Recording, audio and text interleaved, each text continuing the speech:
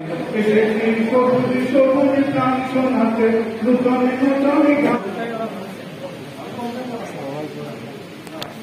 পেয়েছি মানবতাকে বরণ করলাম উদ্যোগে আজ যে রক্তদান শিবিরের আয়োজন করা হয়েছে সেই রক্তদান শিবিরে বিশিষ্ট অতিথি হিসাবে উপস্থিত আছেন আমাদের ভরতপুর 69 বিধায়ক মাননীয় জনাব হুমায়ুন কবির সাহেব এমএলএ ভরতপুর বিধানসভা কেন্দ্রের হাতে তুলে দিচ্ছি।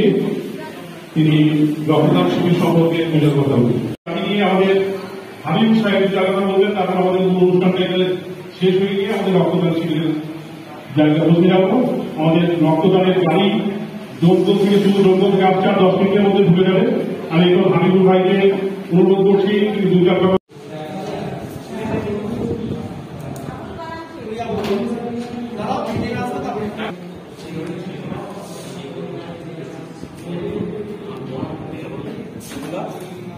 বাড়িতে না আমার উপরে ছাতা লাগানো তাহলে বলুন গোলাপ গাছ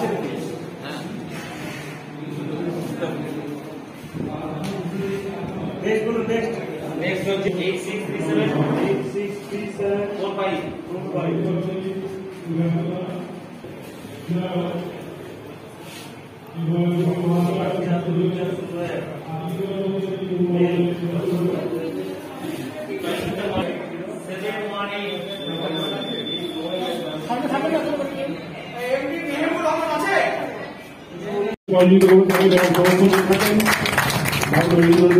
মহাশয়কে আমরা বরণ করে দিলাম। এরপর আমরা বরণ করবো বিশিষ্ট সমাজসেবী আব্দুল্লাহ রহমান মহাশয়কে। তাকে বরণ করবে আমাদের 2 ছাত্রী ফারহানা এবং আমাদের মাঝে উপস্থিত রয়েছে আলিফ ভাই, বিশিষ্ট সমাজসেবী এবং সংঘ হসপিটাল, সেই হসপিটালটা রুরাল হসপিটাল হিসাবে মানুষ আছে। সবার হসপিটালকে রুরাল হসপিটালে উন্নতি করতে হবে এবং এখানে যে চিকিৎসা ব্যবস্থা বা পরিষেবাকে আরো উন্নত করতে হবে। আমাদের আমরা মাননীয় বিধায়ক মহাশয়কে এই উদ্দেশ্যই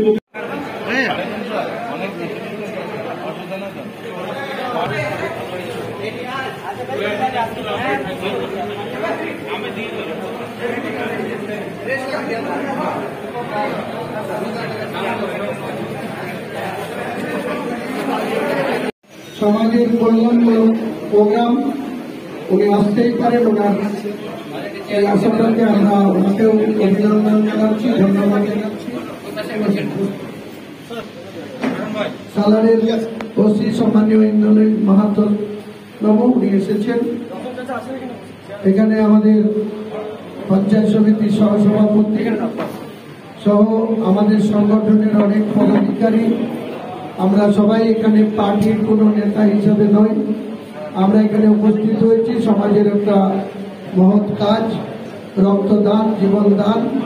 সেই প্রোগ্রামে নিশ্চয়ই যারা ব্লাড নেবেন সেই টিম কিছুক্ষণের মধ্যে এসে পৌঁছাবে। ওনারা দেরি করেছেন, কেন দেরি করেছেন সেটা নিশ্চয়ই ওনাদের সঙ্গে জানা হবে এবং সুস্থভাবে যাতে রক্তদান শিবিরটা এখানে সমাপ্ত হয় সেটা যারা অর্গানাইজ করছেন তারা যেন সুস্থভাবে পরিচালনা করেন, এটাই আশা রাখবো। সবাইকে আন্তরিক ধন্যবাদ জানিয়ে অভিনন্দন জানিয়ে আমার এই ছোট্ট বক্তব্য আমি এখানে সমাপ্ত করছি।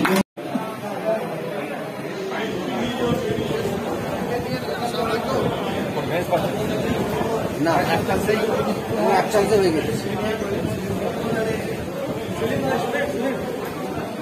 ভেনে পড়েনি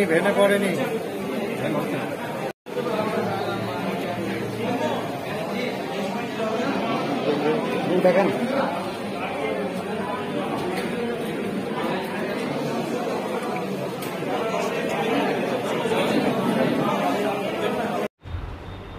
দেখুন, রক্তদান শিবির, রক্তদান জীবনদান, এটা আমরা সবাই জানি।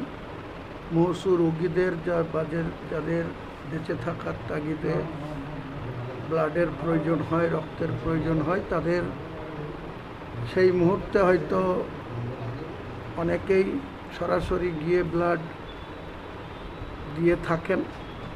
তবুও ব্লাড যে ডোনেশন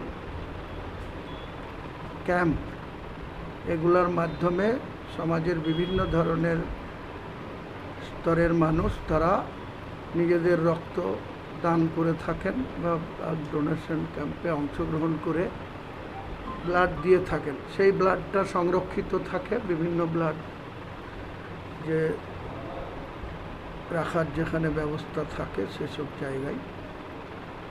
অনেকেই আমরা এইসব ক্যাম্প করে অভ্যস্ত, কিন্তু অনেক সময় আমাদের এই ব্লাডের যে কার্ডটা দেয় সেই কার্ডটা নিয়ে যখন পাঠানো হয় সেখানেও অনেকেই সেই সুবিধা থেকে বঞ্চিত হয়, পায় না ব্লাড। তাদেরকে আবার দৌড়াদৌড়ি করতে হয়, আবার অনেকের সুপারিশ করতে হয়। তবুও যে কোনো মানুষের পাশে থাকা বা মানুষের পাশে তাদের যে সুস্থভাবে বেঁচে থাকার তাগিদে চিকিৎসা ব্যবস্থা যেভাবে ডক্টররা তাদের নিজের সবাইকে উজাড় করে দিয়ে মানুষকে পরিষেবা দেয়, ঠিক তার একটা অঙ্গ এই রক্তদান ক্যাম্প। সেই ক্যাম্পটা এখনই শুরু হবে।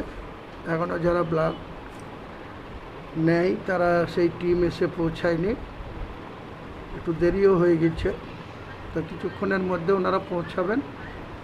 প্রাথমিক শিক্ষক সালার ব্লকের এই শিক্ষকদের পক্ষ থেকেই উদ্যোগ নেওয়া হয়েছে। আমি এই উদ্যোগকে অত্যন্ত ধন্যবাদ জানাচ্ছি, সাধুবাদ জানাচ্ছি। এই ধরনের সমাজের কল্যাণে কাজ করার জন্য বিভিন্ন সেক্টরে যারা নিজেদের কর্মরত আছে, আজকে প্রাথমিক স্কুল শিক্ষকরা এসে করছে, আরও অন্যান্য যারা সংগঠন আছে আমাদের দলীয় স্তরেও আমরা আগামী দিনে করব। যুব, মহিলা, ছাত্র, মাদার, আপনারা সবাই জানেন যে এখানে অব্যবস্থা আছে। মাদারের যারা নেতৃত্ব দিত তারা প্রায় 40 দিন হলো বিচ্ছিন্ন আছে, তাদেরকে বিচ্ছিন্ন করে রাখা হয়েছে। আগামী জুলাইয়ের মধ্যেই নতুনভাবে সংগঠনকে ঢেলে সাজিয়ে এই সালার ব্লক, ভরতপুর ব্লক আমরা সুস্থভাবে মানুষের কল্যাণে কাজ করব। তৃণমূল কংগ্রেসের নেত্রীর একটাই লক্ষ্য, 2021-এর নির্বাচনে যেভাবে বিজেপিকে পর্যস্ত করে ভারতবর্ষের মানুষের কাছে পরিচিত নেত্রী মমতা বন্দ্যোপাধ্যায়, আগামী 2024-কে সামনে রেখে মমতা বন্দ্যোপাধ্যায়ের নেতৃত্বে বিজেপি বিরোধী যে শক্তি, সেই শক্তি মানুষের কল্যাণে কাজ করবে। আমাদের নেত্রীর নাম মমতা বন্দ্যোপাধ্যায়। আমরা মানুষকে সঙ্গে নিয়ে মানুষের উপরে কোনো জুলুম, মানুষের সঙ্গে কোনো খারাপ ব্যবহার কেউ যাতে না করে, সেটাই আমাদের লক্ষ্য করা। তাই বিগত দিনে সালারে, ভরতপুরে কি হয়েছে সেটা আর আমরা ফিরিয়ে আনতে চাই না, মনে রাখতে চাই না। আমাদের একটাই লক্ষ্য, সালারবাসী, ভরতপুর 2 ব্লকের সর্বস্তরের মানুষেরকে শান্তিতে বসবাস করতে যাতে পারে, কারোর উপরে কোনো মানসিক টর্চারিং যাতে না হয়, মানুষের ন্যূনতম অধিকার, তাদের নিজে কি খাবে, কি পড়বে, কিভাবে চলাফেরা করবে, তাদের নিজস্ব ব্যাপার থাকবে। সেই জায়গায় তৃণমূল কংগ্রেস মানুষকে সহযোগিতা করবে, কিন্তু মানুষকে অযাচিত কোনো মেন্টালি টর্চার বা আঘাত দিয়ে কোনো কাজ আমরা করতে চাই না, করব না, এটাই আমাদের লক্ষ্য। করোনার এই পরিস্থিতিতে বিধায়ক হিসাবে কি আপনি এলাকায় আপনার বিধানসভায় কোনো রক্তদানের শিবির আয়োজন করছেন, করবেন? দেখুন, করোনা মোকাবেলা গোটা বিশ্ব করছে, ভারতবর্ষ করছে। ভারতবর্ষের সরকারও করোনার যে ভ্যাকসিন সেটা যতটা সম্ভব সরবরাহ করছে। আমাদের রাজ্যের নেত্রী, মুখ্যমন্ত্রী, তিনিও সর্বশক্তি দিয়ে এই করোনার মোকাবেলা করছে। আমরা তো তার বাইরে না। করোনা আক্রান্তদের পাশে থাকতে হবে, তাদেরকে সুস্থভাবে যাতে বেঁচে থাকতে পারে, করোনা থেকে নিজের জীবনকে রক্ষা করতে পারে, সে ব্যাপারে তো আমরা সজাগ দৃষ্টি রাখছি। করোনা আচরণ বিধি মেনে আমাদেরকে চলতে হবে। পাশাপাশি সমাজ আজকে যে এটা হচ্ছে, এখানে রক্তদান শিবিরটা হচ্ছে, এখানে কি সব আচারবিধি মেনে হচ্ছে?